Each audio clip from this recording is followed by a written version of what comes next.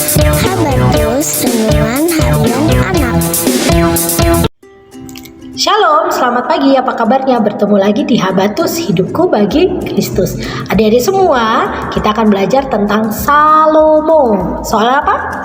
Salomo. Kita akan belajar di 1 Raja-Raja 4 ayat 21 sampai 34. Adik-adik semua sama-sama belajar ya. Sama-sama kita membuka Alkitab kita. Sebelum kita belajar, kita berdoa. Tuhan Yesus yang baik, kami ucap syukur untuk kebaikan-Mu sehingga kami diberikan kesempatan untuk belajar firman-Mu. Berkati kami supaya mengerti, memahami, dan melakukannya dalam hidup kami. Hanya di dalam nama Yesus kami percaya berdoa. Haleluya. Amin.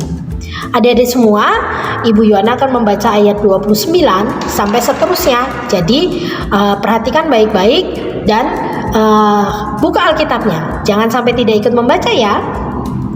Dan Allah memberikan kepada Salomo hikmat dan pengertian yang amat besar serta akal yang luas seperti dataran pasir di tepi laut. Sehingga hikmat Salomo melebihi hikmat segala Bani Timur dan melebihi segala hikmat orang Mesir. Ia lebih bijaksana daripada semua orang, daripada Etan, orang Asrani itu, daripada Heman, Kalhol, dan Darha, anak-anak Mahol. Sebab itu ia mendapat nama di antara segala bangsa sekelilingnya. Ia mengubah 3.000 amsal dan nyanyiannya ada 1.005. Ia bersajak tentang pohon-pohonan, pohon aras yang di gunung Libanon sampai pada hisop dan yang tumbuh pada dinding batu. Ia berbicara tentang hewan dan tentang burung-burung dan tentang binatang melata dan tentang ikan-ikan. Dan hebatnya lagi, maka datanglah orang segala bangsa mendengarkan hikmat Salomo, dan ia menerima upeti dari semua raja-raja bumi yang telah mendengar tentang hikmatnya itu. Hebat. Hikmat itu apa sih adik-adik? Hikmat itu ilmu, pengertian dari Tuhan yang membuat seseorang memahami banyak hal. Mengapa Salomo punya hikmat? Apakah Salomo lahir sudah mempunyai kepintaran seperti itu? Salomo ternyata memintanya pada Tuhan. Dia bukan hanya meminta saja, tetapi dia berjuang untuk mempunyai ilmunya. Dia berdoa, tapi juga dia belajar. Seperti istilah kekristenan kita adalah ora et labora. Berdoa tapi juga bekerja. Dia juga berdoa tetapi dia belajar. Dia belajar dari ayahnya Daud. Dia belajar dari banyak orang-orang pintar di kerajaannya. Dia belajar dari orang-orang yang luar biasa dipakai oleh ayahnya, sehingga dia punya pengertian tentang banyak hal, tentang tanaman, tentang binatang, tentang hikmat dari Tuhan pun dia punya.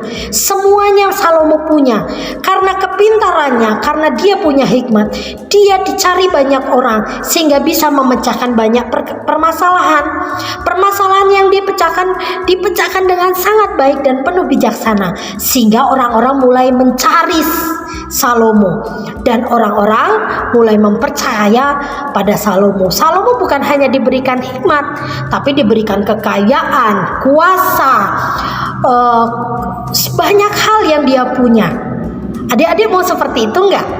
Oh, pintar sekali. Pasti pengen seperti itu. Kenapa kita diberikan hikmat oleh Tuhan?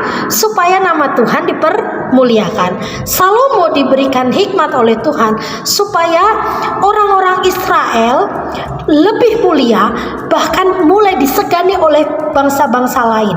Salomo mewakili orang Israel di antara bangsa-bangsa yang ada di sekitarnya, sehingga bangsa Israel semakin kuat, semakin ternama di antara bangsa-bangsa saat itu.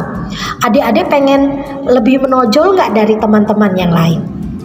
Kalau pengen punya hikmat, berdoa sama Tuhan. Tuhan, saya pengen pintar dalam matematika atau pengen pintar dalam bahasa. Berdoa, minta sama Tuhan supaya Tuhan memberikan itu pada adik-adik semua. Setelah diberikan, adik-adik jangan sombong, tapi memberikan semuanya untuk puji hormat kemuliaan nama Tuhan. Dengan apa? Bersikap rendah hati, masih suka menolong, jangan sombong. Itu yang harus adik-adik lakukan.